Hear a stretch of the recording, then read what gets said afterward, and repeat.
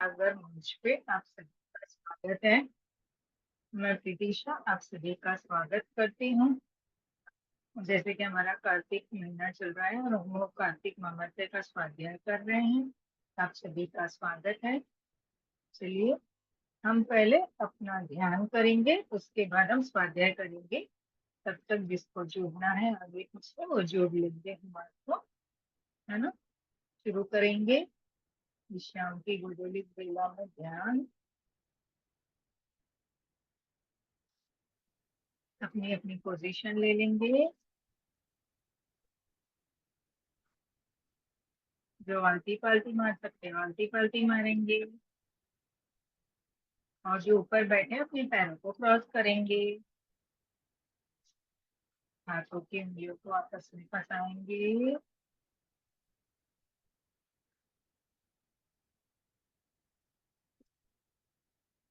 कोई खींचाव नहीं, कोई तनाव नहीं। बड़े आराम से सुखासन में बैठेंगे। आप पीछे तकिया लगा के टेका भी ले सकते हैं अगर आप सामने नहीं बैठ सकते हैं। चेयर पे बैठे हैं तो भी आप तकिया ले सकते हैं।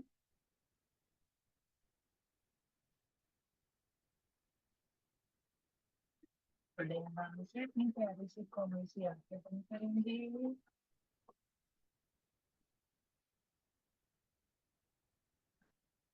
ये हमारे ध्यान का समय है।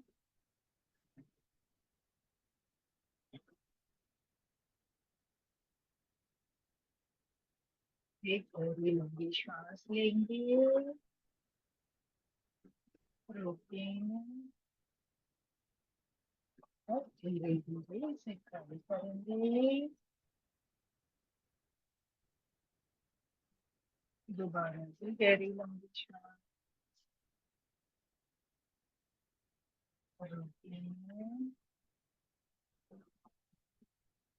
और बहुत धीरे धीरे धीरे इसे पूरा बाहर डालेंगे। नारायण हरे नारायण श्रीमन्नारायण लक्ष्मी नारायण नारायण हरे नारायण श्रीमन्नारायण लक्ष्मी नारायण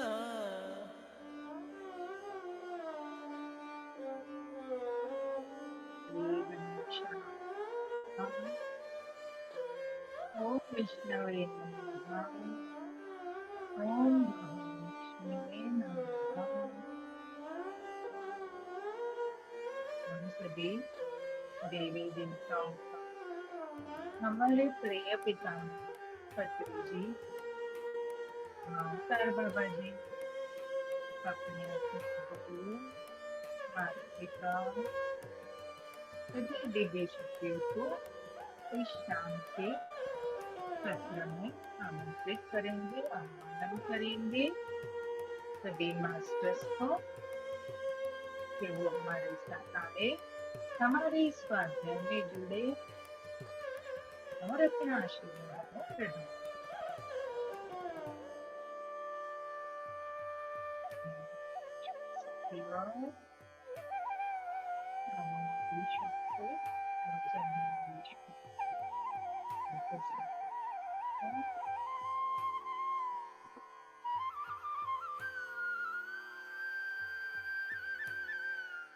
जब हम अपने ध्यान सफल रखते हैं तो हमारे विचार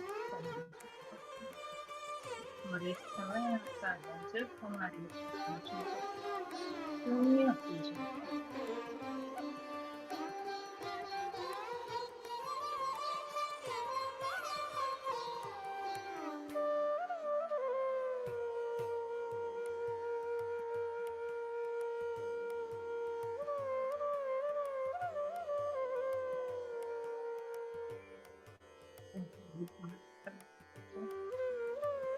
जब हमारे सोच विचार हमारे अनुरूप चलते हैं, हम जैसे सोचते हैं वैसे होता है।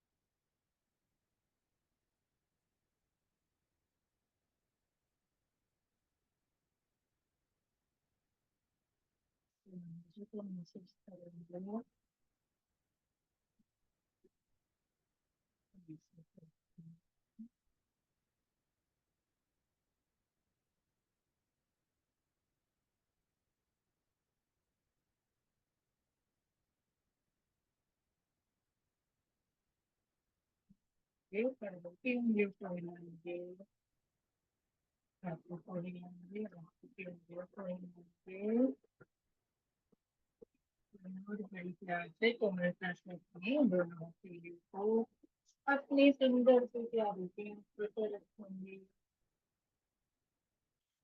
ओके nostrils, 5, 4, 3, 2, 1,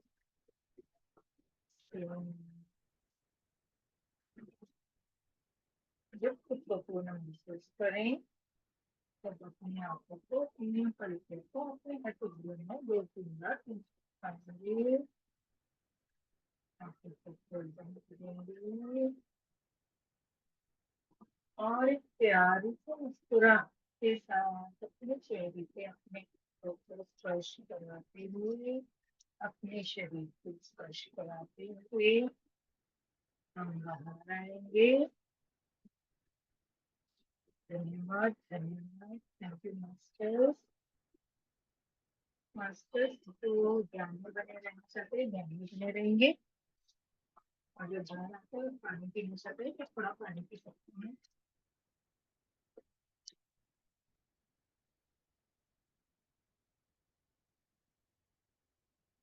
मास्टर्स हम अपने पानी की ओर बढ़ेंगे।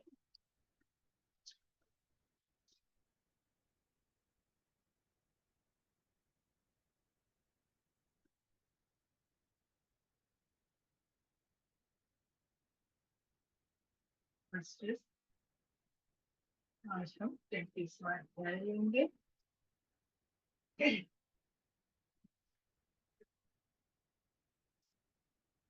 33वां अध्याय। तो जी ने कहा इतने करता सत्यभामा को चमत्कार। भगवान श्री कृष्ण चंद्र जी महाराज संध्या करने के लिए महल के भीतर चले गए।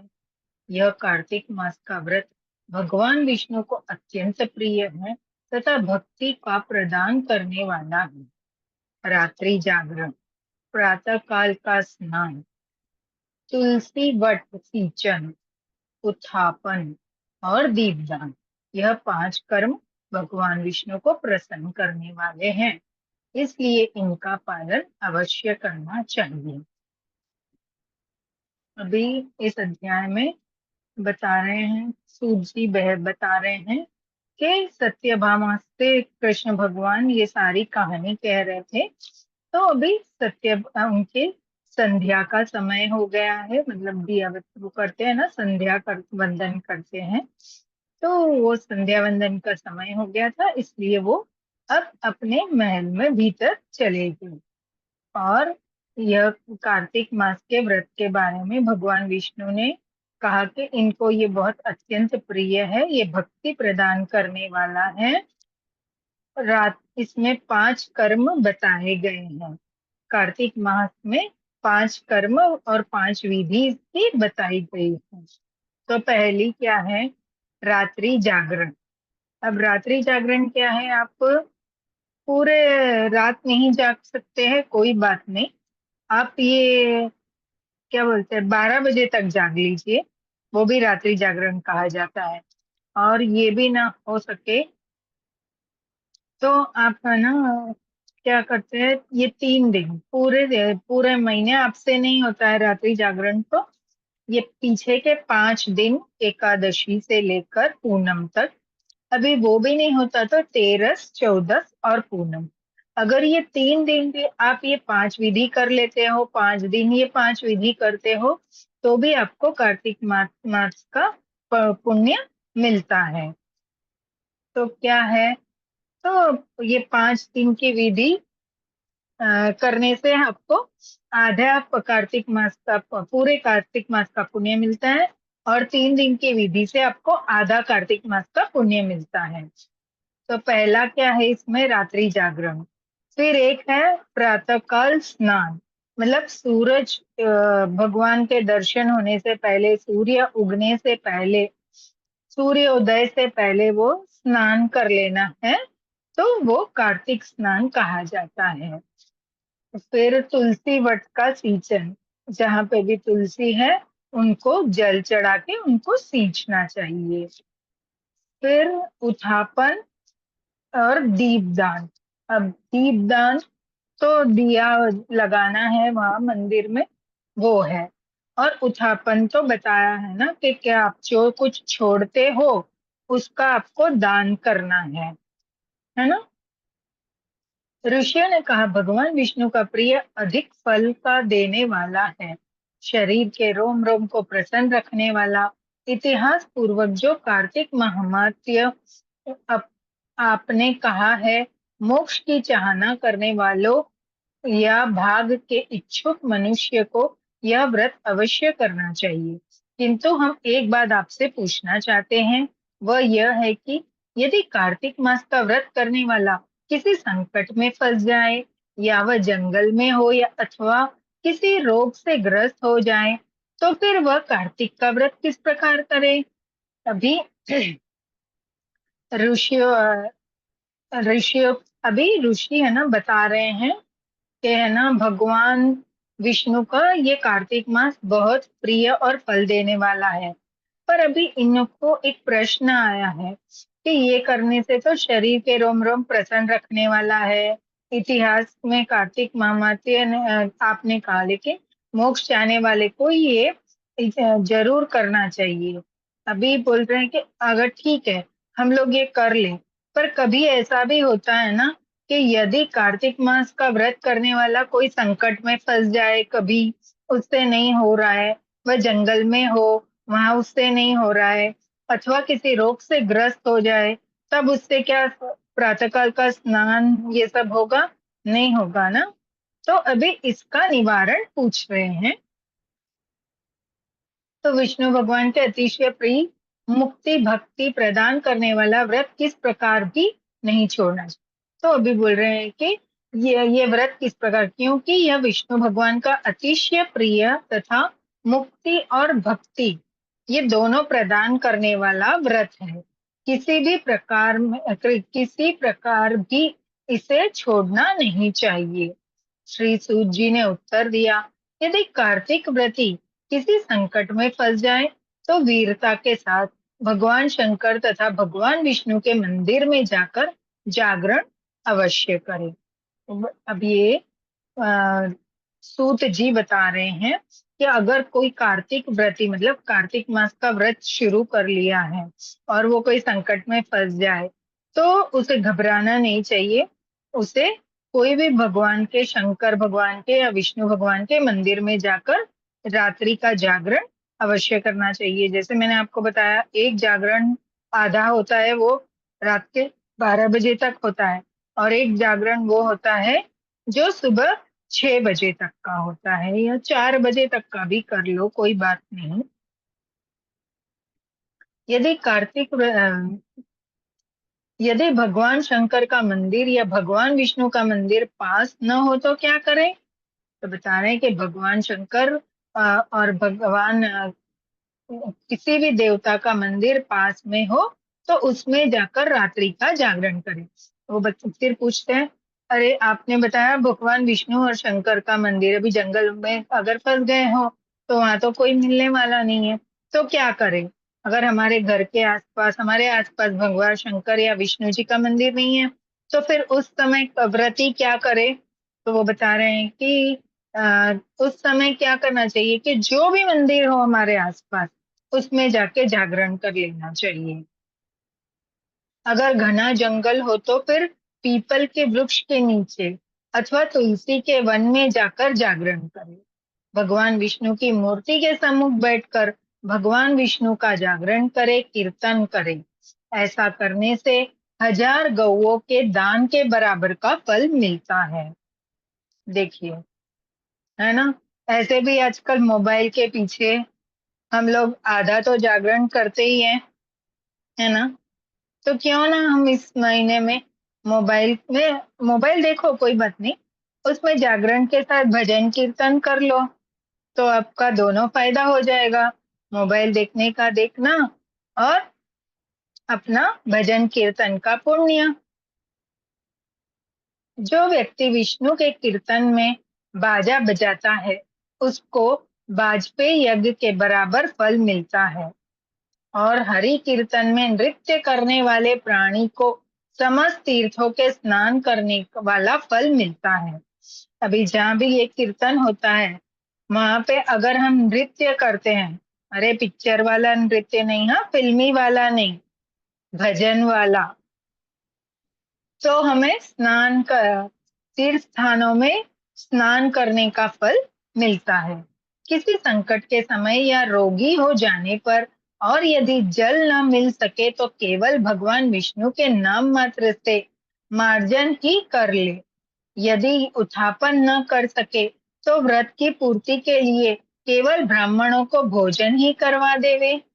अभी बता रहे कि अगर हमको है ना, जल ना मिले उस समय, तो हम क्या करें? कोई बात नहीं, सिर्फ भगवान विष्णु का नाम मात्र से वो ऐसे करते हैं ना, क्या बोलते हैं, नाम याद नहीं आ रहा है, अरे यार, मानसिक मानसिक याद करके उनको ऐसे जल का छिड़काव कर लेना चाहिए, उसे मार्जन भी कहते। और उत्थापन ना कर सके तो कुछ नहीं, कोई ब्राह्मण को भोजन ही करवा दो, क्योंकि ब्राह्मणों के प्रसन्न होने से भगवान विष्णु भी प्रसन्न रहते हैं। यदि आप दीप दान न कर सके तो अभी ये एक एक का निवारण बता रहे हैं, एक एक प्रश्न कर रहे हैं। तो दूसरे के दीप की वायु आदि से भली भांति रक्षा करें। बोले, अरे अगर आप दीप दान नहीं कर सकते, आपके पास ना दीप है, ना तेल है, ना बाती है, ना मैच बॉक्स है, तब क्या करें? तो वहां पे किसी ने दीप जो जला रखा है, अगर वो हवा से हिलडुल रहा है, तो हमें हाथ का सहारा देके उसका रक्षण करना चाहिए।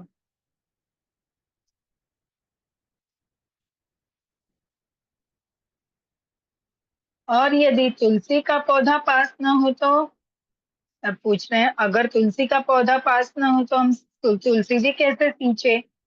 वैष्णव ब्राह्मण की ही पूजा कर लेवे।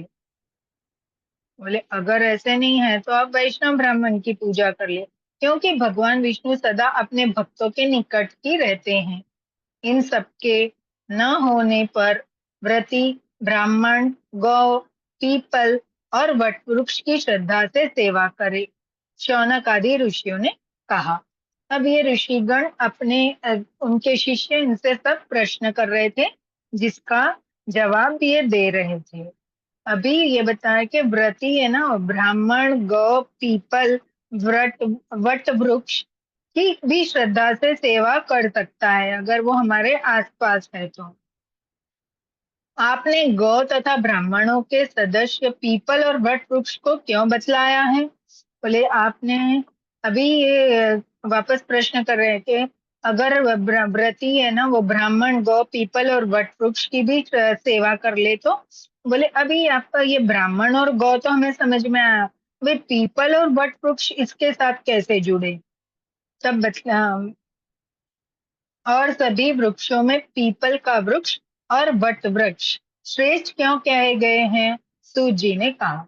अभी ये बोल रहे हैं कि ठीक है, ये सब पेड़ों में पीपल और वट वृक्ष ये दोनों श्रेष्ठ क्यों कहे जाते हैं?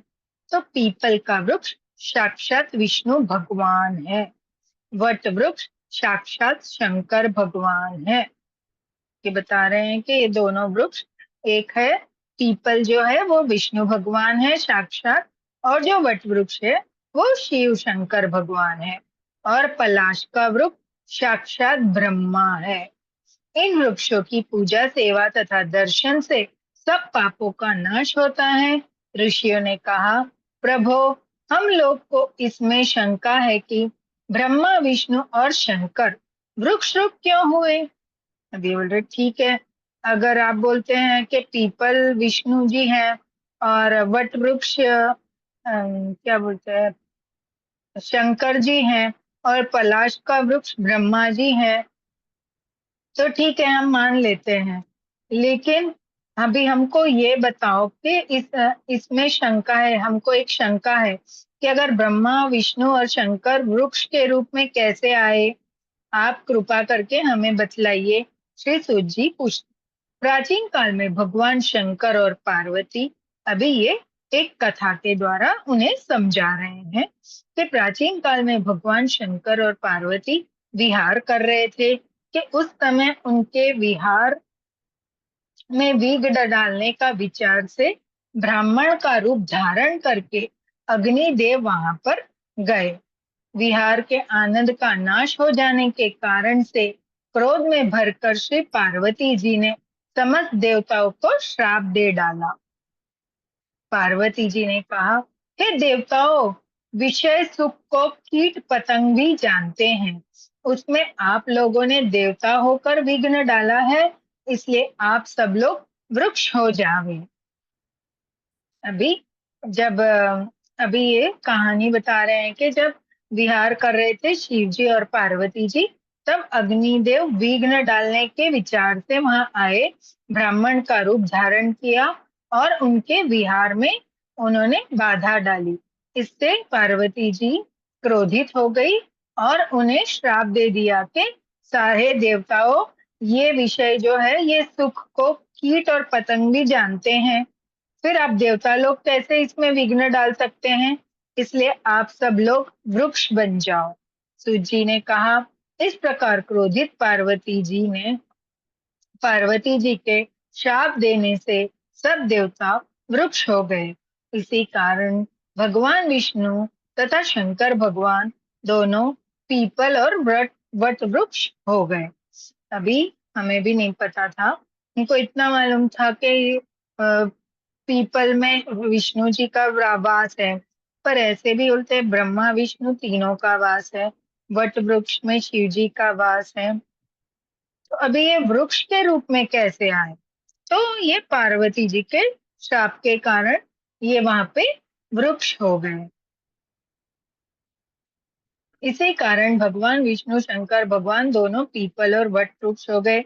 इसी कारण भगवान विष्णु का शनि देव के साथ भोग होने के कारण केवल शनिवार को ही पीपल को स्पर्श करना चाहिए और किसी दिन नहीं।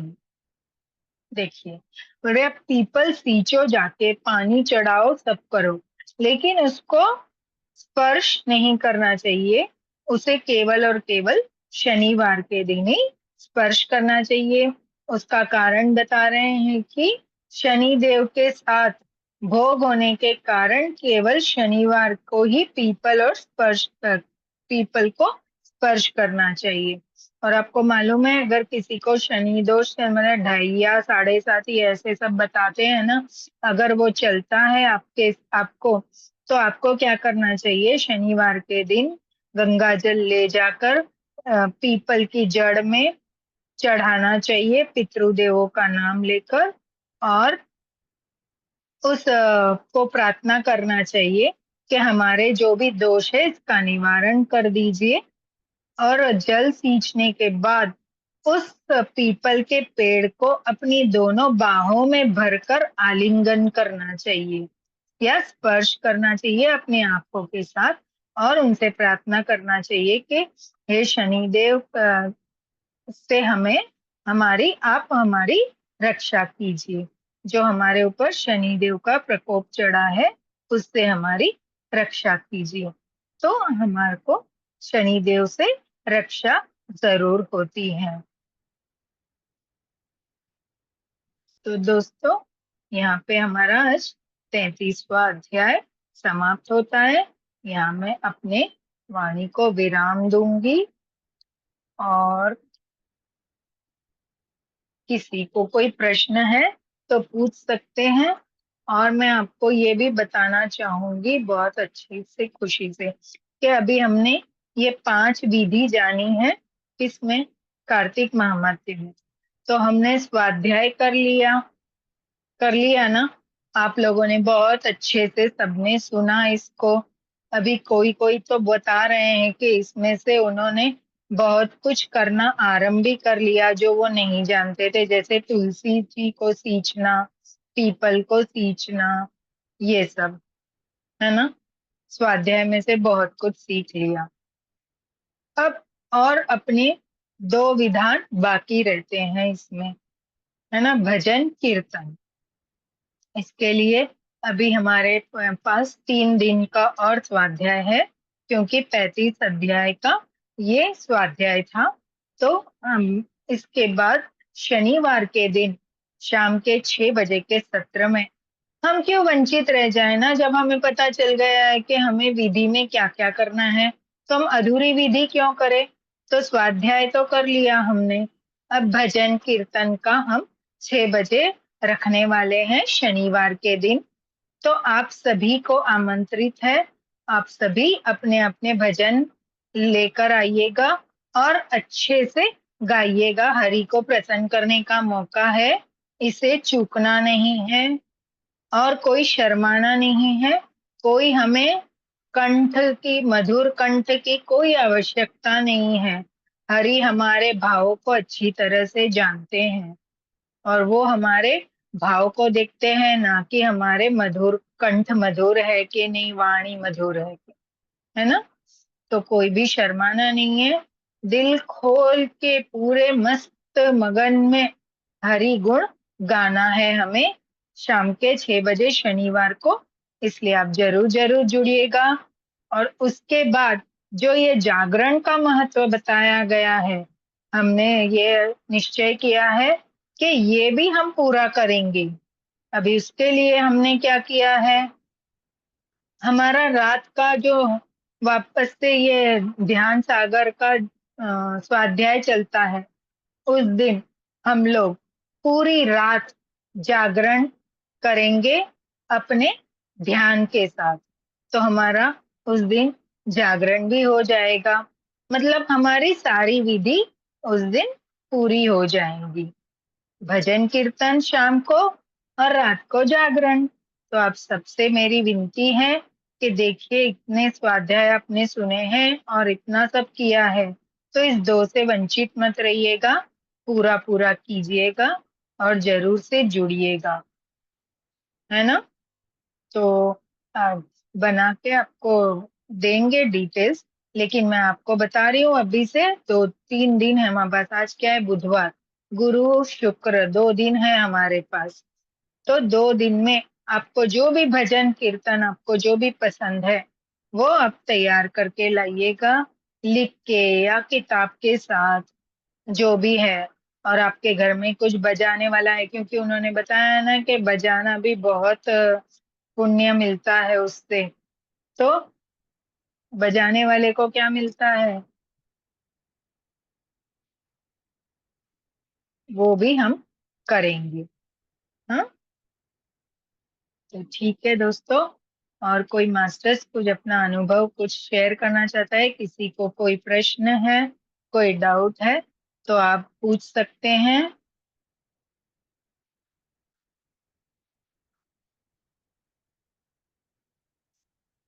जी मास्टर्स, ठीक है, आप वीडियो ऑन नहीं कर सकते तो कोई बात नहीं, आप ऐसे भी पूछ सकते हैं।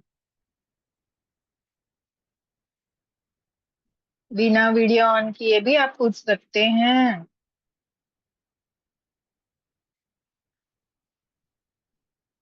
और कौन कौन तैयार करने वाला है भजन? सभी से मेरी यही अर्जी है कि ये मौका नहीं जाने देना है। एक हरि गुण तो बनता है अपनी तरफ से सभी को। सब एक एक भजन जरूर हम हरि के चरणों में समर्पित करेंगे। और दीपदान तो हमने दीपावली में कर ही लिया है, इसीलिए ये दो चीज भी आप वंचित ना रहो। इसलिए हम शनिवार के दिन आपके लिए ये दो दो विधि भी लेके आए हैं। इसके बाद कार्तिक महीना आप लोगों का पूर्ण होगा। हमारा और 15 दिन बाकी होता है, क्योंकि दिवाली के दिन से हमारा नया साल शुरू होता है, कार्तिक माह से हमारा नया साल शुरू होता है। इसलिए हमारा और 15 दिन, मतलब हमारा अमास, दिवाली अमास, तो अमास से अमास होता है, तो हमारा और 15 दिन चलेगा।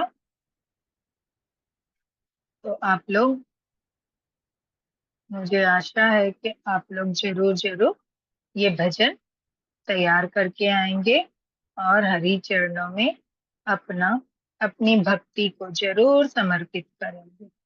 और हरि हम सभी को मनवांछित फल जरूर प्रदान करेंगे। जी मास्टर्स। ठीक है मास्टर्स, कि कोई किसी का प्रश्न नहीं है तो हम अपना यह सत्र यहीं एंड करते हैं, समाप्त करते हैं। यूट्यूब और जूम से जुड़ने वाले सभी ध्यानियों को मेरा कोटि कोटि वंदन। धन्यवाद धन्यवाद। इसी तरह से आप सब स्वाध्याय में आते रहिएगा और अपने वेद पुराणों को जानना है हमें।